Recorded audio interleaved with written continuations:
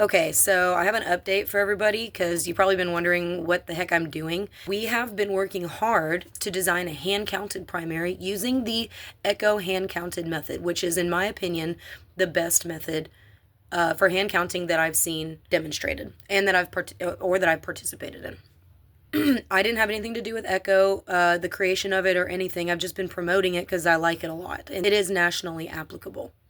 So we basically have to redesign the contract. I'm going to put out an updated report with updated formulas because my last ones are pretty rudimentary. I've got a way better system to recommend for, especially for counties using the Hart intercivic ballots. You guys are going to be able to do your hand counted primaries just like we're designing them over here in Tarrant. And I'm happy to say that Tarrant County GOP Chairman Beau French is all about doing a hand counted primary if feasible. Right? So we're trying to see how feasible this is. My proposal for how to run this hand-counted primary using Echo, keeping the transition as painless as possible, right? Because we don't really have the infrastructure in place to immediately switch over and there not be some concerns, right? So we have to sort of gently switch over. So my proposal is basically, to hand count the ballots, the PVRs that come out of the BMDs, rather than counting hand-marked ballots. Because ordering the extra ballots would be an additional expense. They already try to say, if you try to do this, the Democrats will have to do that too. And it's like, well, not necessarily. So we're proposing using existing locations and assigning precincts by location, so that we can have all of the ballots for a precinct cast together, or as best we can. If somebody doesn't want to vote in that location where we assign their precinct, that's fine, because the way that I'm proposing that we do a hand count in Tarrant is that we use the same machines, except we're not going to run those ballots through the scanner. There'll be no scanner on top of the ballot box. The ballots go straight in. Additionally, we'll be using a paper poll book to determine who actually gets a regular votation. We'll have the e-poll books there so we can tell the county who voted, who checked in to vote. Okay? We're not relying on those e-poll books anymore to determine who gets a regular ballot. We're going to have a hard copy list of expected voters per precinct. That's going to tell us who gets a regular ballot. Otherwise, they'll get a provisional unless they want to go to the location where they're assigned.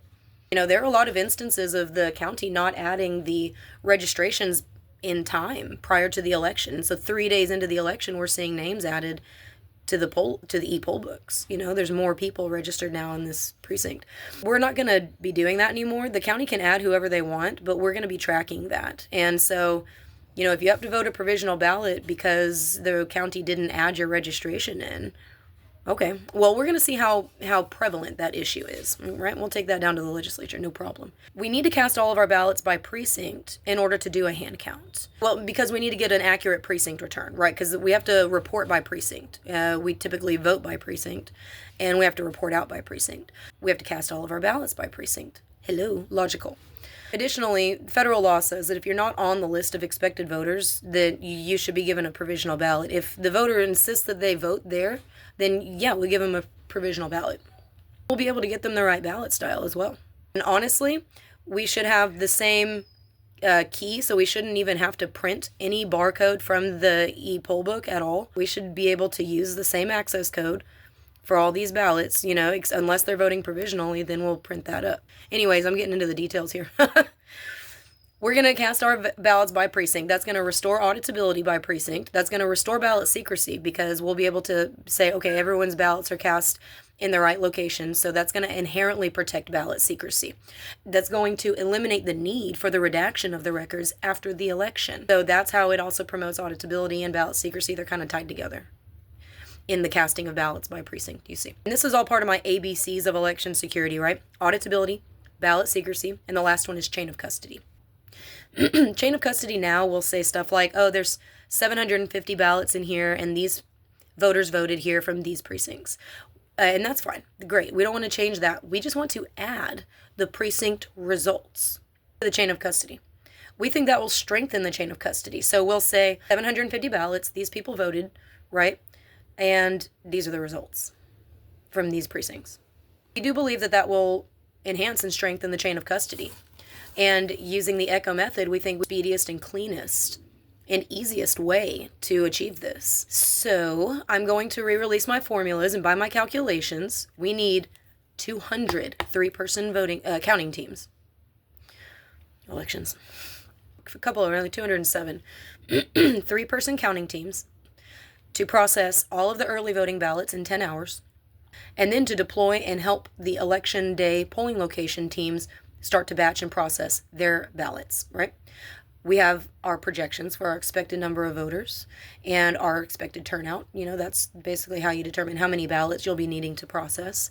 My proposal outlines how many teams you'll need to turn in all precinct returns from early voting, whatever's available from absentee on election day, and the election day votes by 1 a.m. to deliver those to the county by 1 a.m. Using the echo method, we will be telling the county who won. Okay, so it's a small shift that makes a big difference. All right, we're working really hard on this, but I've had, you know, a lot of stuff going on too here at the house too. Like we moved, you know, into a slightly bigger place, and it's a much older house, and there are a lot of issues, and so there's all these weird things that have been kind of taking up my time. So I haven't really felt like I've been able to stop and do an update for you guys but I'm very excited about this because Beau French, the Tarrant GOP chairman, he's all about this. You see Colonel Allen West is all about this in Tarrant County the way that I'm proposing it. Make little notes for myself. Anyway, I think that we can do the entire election. Early voting, election day, and absentee. Have those precinct returns in by 1 a.m. if we can process those batches of 50 ballots in an hour or less, okay? And I know we can do that. Keep an eye out for a flyer that we're going to release for the hand count speed tests hosted from the Tarrant GOP headquarters, okay? And feel free to sign up for that and bring 2 friends. For every 3 people, that's a practice counting team. And we'll give you tally sheets and 50 ballots and a timer. And we'll show you how to do it. It's very simple. You'll enjoy it. If you're a nerd like me, you'll enjoy it. Keep an eye out for that flyer and sign up for it whenever we release it. Donations appreciated. Right now, not for the primary, we're trying to get the SOS to pay for everything. So, and I'm not part of the Tarrant GOP. I'm just consulting with Beau about how we should go about doing this and what's the best method to use, because there's a lot of methods out there. So, donations appreciated, not required. But my links are down below, as always. But everything that you need to know, and that's verifiable fact, you know, or that's speculation that has a lot of circumstances around it, like, you know, that needs explaining, all of that's available at no charge. So, but I really do appreciate any donations that y'all have. And also check out the Echo Hand Count website down below. All right, so you can learn as much about that as you can. That's the method that I would recommend every state adopt. She does have a projection tool that she's added to that. However, I'm trying to work with her to confirm whether or not the process that I'm proposing, hand counting the PVRs in counties using HART, because their PVRs are big enough that you can read. ES&S counties, you can't read your ballots. That should be a violation of some kind. Actually, I have that violation mapped out somewhere. But in HART counties, you can go ahead and you can read those ballots to gently switch over to a hand count by not changing too much. And I would like to ultimately other counties adopt this in a swift fashion in the next few weeks. So we're talking go, go, go, go, go, which is why I wanted to post this video. Come to the hand count speed test if you can, and go and check out the Echo hand count method. Thank you. I think that's it. Donations appreciated. Y'all have a good day. Happy Sunday. Bye.